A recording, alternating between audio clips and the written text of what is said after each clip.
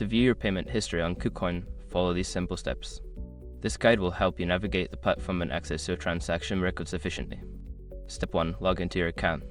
Visit the KuCoin website or open the mobile app and log in using your credentials.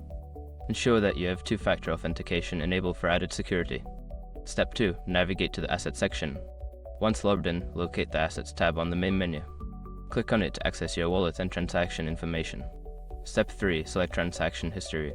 In the Assets section, look for an option labeled Transaction History or Payment History. Click on this option to view a detailed list of your transactions.